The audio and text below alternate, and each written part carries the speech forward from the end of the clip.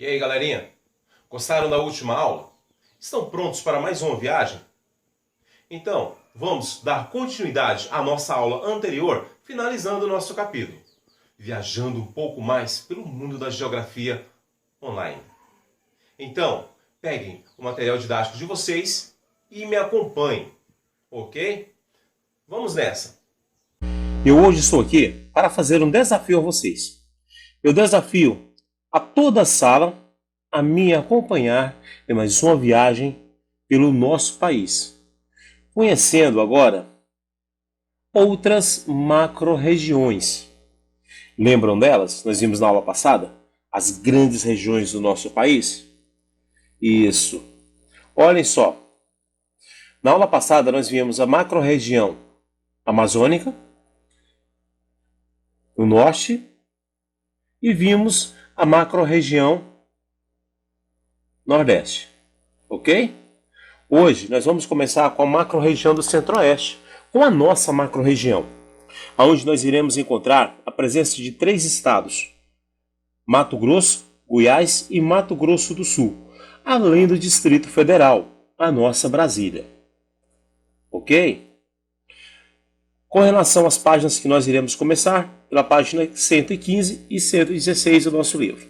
Na página 115, eu resolvi grifar algumas palavras importantes para que vocês possam memorizar e compreender de forma melhor, principalmente com relação ao centro-oeste. Muito simples. Região centro-oeste. Nós já sabemos que é aquela região que mais cresce em nosso país, tanto em termos de população, é que mais se urbaniza, quanto também economicamente. Isso por causa do agronegócio e da pecuária. É a região onde o agronegócio e a pecuária mais se desenvolve. A vegetação predominante é o cerrado. Além do cerrado, nós iremos encontrar também planaltos e chapadões na formação do relevo.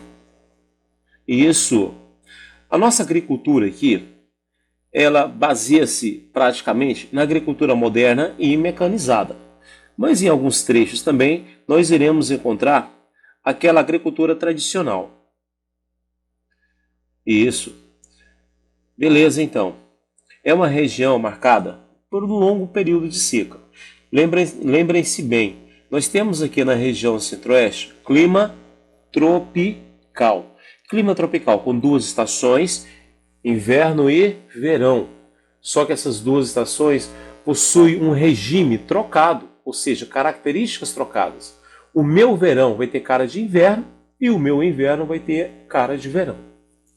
Ok? Beleza, então.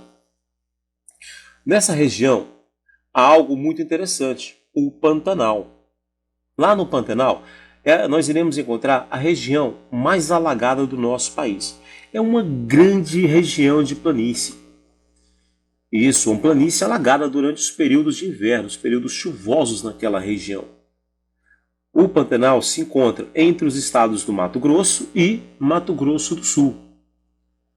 São áreas alagadas apenas nos períodos chuvosos.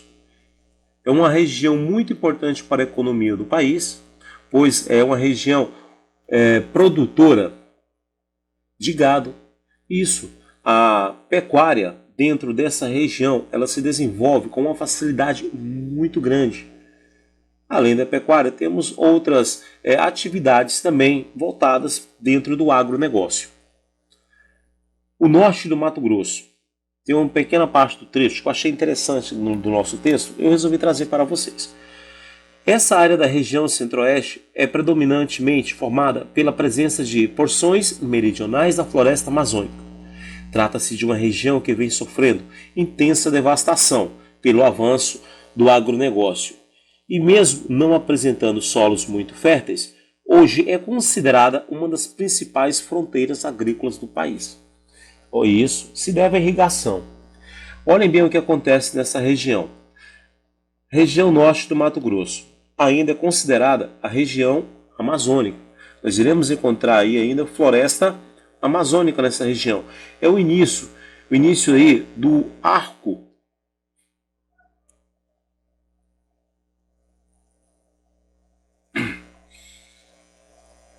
Nessa região, nós iremos encontrar ainda a predominância da floresta amazônica em toda a região. Só que é uma área que foi bastante devastada pelo agronegócio. Por isso, as fronteiras agrícolas se desenvolveram com facilidade nessa área. No norte do Mato Grosso, tem um pequeno texto que eu resolvi trazer para vocês no nosso livro. Eu achei ele muito legal e muito importante, e muito fácil de se entender. Norte do Mato Grosso. Essa área da região centro-oeste é predominantemente formada pela presença das porções meridionais da floresta amazônica. Trata-se de uma região que vem sofrendo intensa devastação pelo avanço do agronegócio e mesmo não apresentando solos muito férteis, hoje é considerada uma das principais fronteiras agrícolas do Brasil.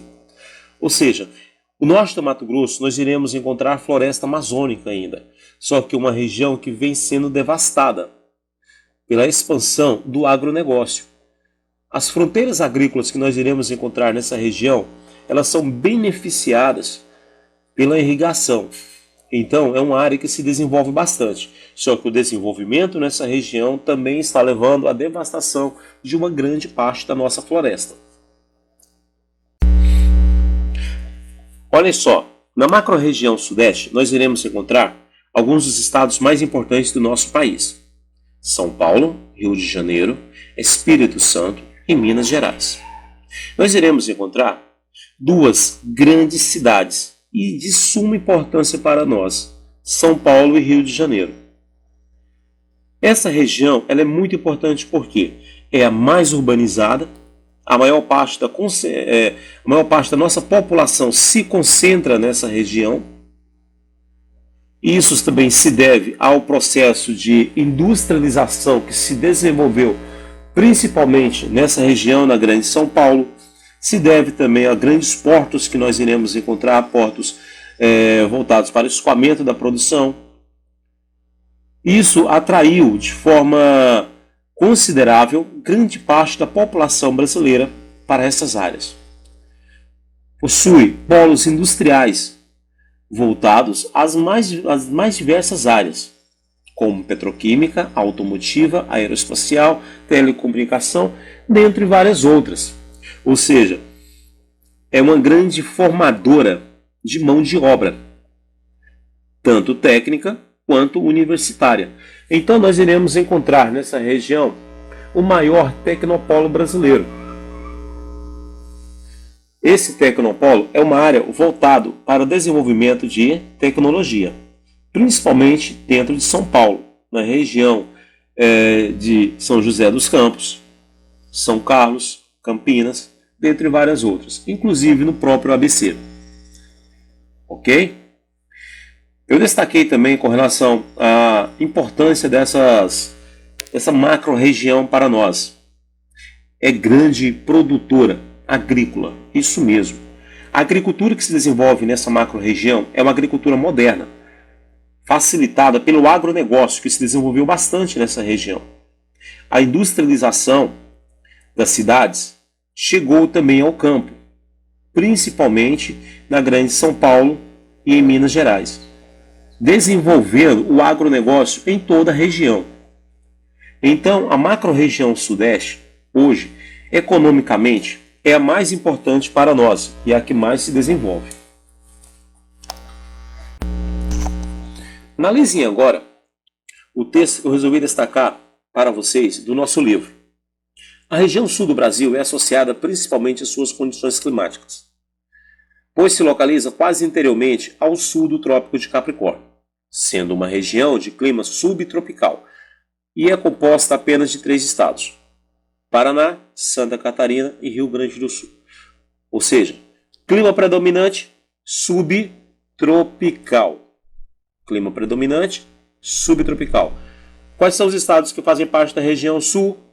Paraná, Santa Catarina e Rio Grande do Sul. Olha algo interessante também. Esses estados possuem fortes traços da migração europeia do século XIX e se transformaram em grandes produtores agrícolas de agricultura e pecuária. As condições diversas do relevo e vegetação permitiram a criação de gado bovino. ovino e suíno, além de cultivo de produtos para exportação, como café, trigo, soja e milho. Ou seja, nessa região nós iremos encontrar algumas das áreas de maior produção do nosso país, tanto com relação à agricultura quanto com relação à pecuária. Grande parte da exportação dos nossos produtos saem dessa região do nosso país. Isso se deve também à influência dos imigrantes, que foi muito grande em toda a região sul do Brasil. Isso aconteceu, como o próprio texto deixou bem claro, durante o século XIX. Continuando e finalizando o nosso texto.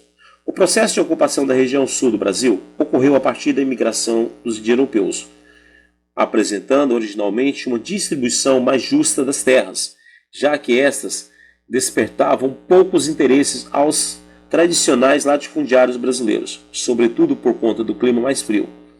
Por tal motivo, essa região brasileira é a que conta com maior presença de pequenas propriedades familiares em sua estrutura fundiária.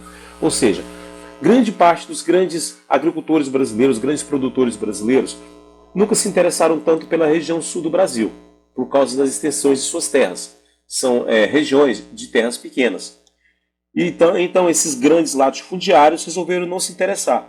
E essa região, o processo de ocupação, ele se desenvolveu a partir do momento que houve a chegada de imigrantes nessa região. Um fator que classifica bem, que interessa, que nos explica bem, de forma clara, a intensificação, o interesse dos europeus por essa região do Brasil é o clima, bem próximo ao clima europeu, e com relação às terras, são áreas pequenas. Na Europa não há grandes latifúndios, e sim pequenas propriedades, como nós vimos também na região sul do nosso país, o predomínio de pequenas e médias propriedades. Ok? Qualquer dúvida, por favor, coloquem abaixo e eu irei retornar para vocês. Ok? Então, agora vamos praticar um pouquinho, fazendo exercícios do nosso livro, na página 106 a 126. Correção na próxima aula. Ok? Então, aproveitem bem o seu dia. E até a nossa próxima aula. Tchau, tchau. Espero logo, logo estar com todos vocês em nossas aulas presenciais. Tchau.